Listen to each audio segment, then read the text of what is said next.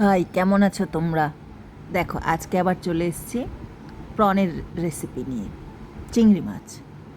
তো চিংড়ি মাছের ঝাল করব আমরা সর্ষে আর পোস্ত দিয়ে। একদম ইজি ওয়েতে হয়ে যাবে, 5 মিনিট সময় লাগবে এটা হতে, রান্নাটা হতে 5 মিনিটের রান্না।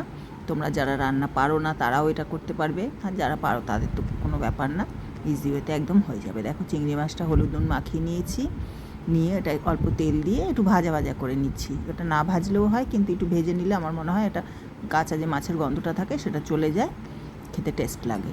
তো ভাপে না, এটা এমনি ঝাল।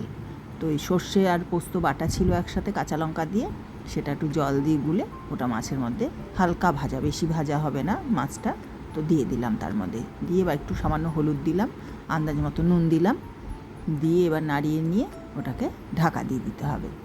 ঢাকা দিয়ে আস্তে আস্তে হবে। কাঁচা লঙ্কা চিড়েও কটা দিয়ে দিলাম, দিয়ে এবার আস্তে আস্তে হবে, মিনিট 5 হবে।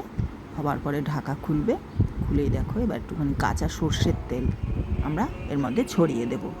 দিলে মাছটাও দেখো সেদ্ধ হয়ে গেছে। বেশি সেদ্ধ হলে আবার শক্ত হয়ে যায় চিংড়ি মাছ, তো একটুখানি তেল দিয়ে দিলাম।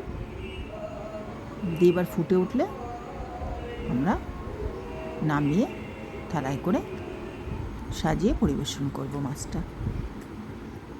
একদম রেডি চিংড়ি মাছের ঝাল। ভালো লাগলে লাইক করবে, শেয়ার করবে, পুরোটা দেখবে, স্কিপ না করে। আজকের মতো টাটা, সবাই ভালো থাকবে।